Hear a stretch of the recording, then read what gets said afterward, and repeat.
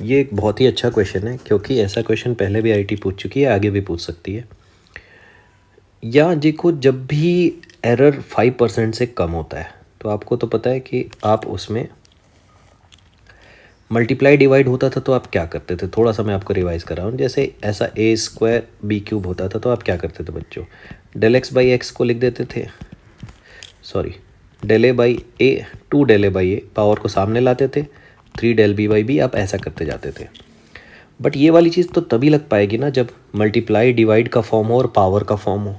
तो याद रखना, मल्टीप्लाई डिवाइड और पावर, इसके अलावा कोई भी फंक्शन आपको दिखे तो आपको जाना पड़ेगा, कोई सा भी फंक्शन अगर दिखता है, साइन कॉस्ट लॉग कोई सा भी फंक्शन, तो आपको जाना पड़ेगा इसके डिफरेंशिएशन मेथड पे। ठीक है, तो उसके लिए क्या करना होता है, देखो मैं थोड़ा आपको बता देता हूँ। ये अल्फ़ा का cube and E raise to power minus B T. ठीक है, तो अगर मैं इसको डायरेक्ट डिफरेंशिएशन करूँगा तो ये और कॉम्प्लेक्स होगा, फर्स्ट फंक्शन सेकंड फंक्शन। तो पहले हम लोग ले लेते हैं इसका बच्चों लॉग। तो ये वैल्यू क्या आ जाएगी, लॉग ई, है ना, बेस ई पे मैं इसका लॉग ले रहा हूँ। यहाँ क्या है, लॉग एक्स इंटू वाई, तो वो क्या होता है, log X plus log Y, इसका लॉग और इसका लॉग प्लस में आ जाएगा।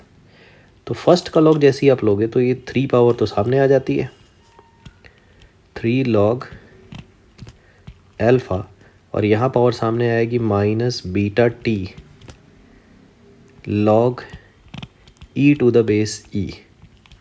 ये पावर सामने आ गई ना, ऐसे पावर सामने आ जाएगी तो बेस बचेगा ई का, और ई का बेस ई पे लॉग तो 1 होता है। तो फिलहाल आपको क्या मिला, यहाँ पे आपको मिला लॉग ई की value equal to 3 log alpha minus beta T. अब थोड़ा ध्यान देना है कि अब मुझे इसका करना है डिफरेंशिएशन, और इसी स्टेप में बच्चों को दिक्कत होती है।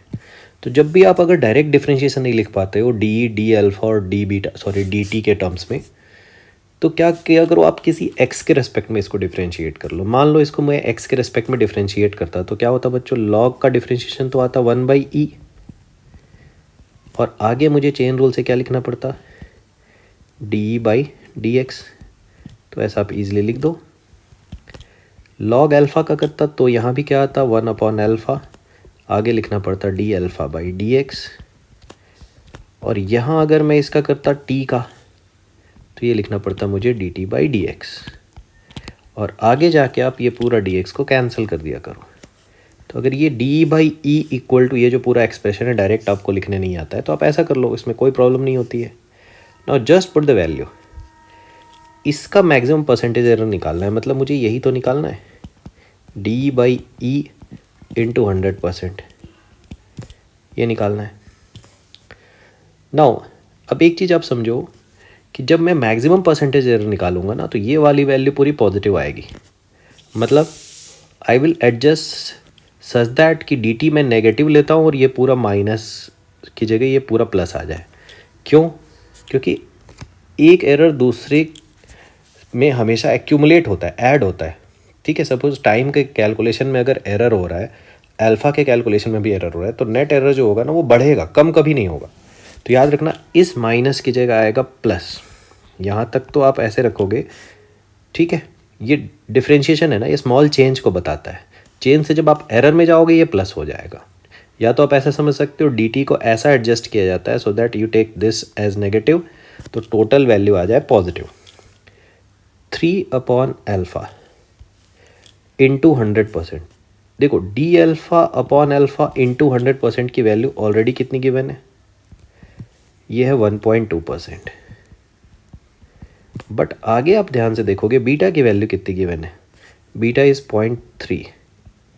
आगे क्या है, डी टी तो डायरेक्ट गिवन है नहीं, तो किसकी गिवन है वैल्यू, थोड़ा ध्यान से देखना, डी टी अपॉन, मैं यहाँ करूँगा टी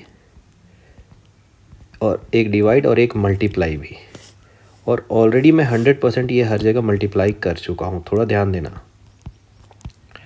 इस पूरे एक्सप्रेशन में आपने 100% का मल्टीप्लाई किया, तभी आप यहाँ पे 1.2 लिख पा रहे हो।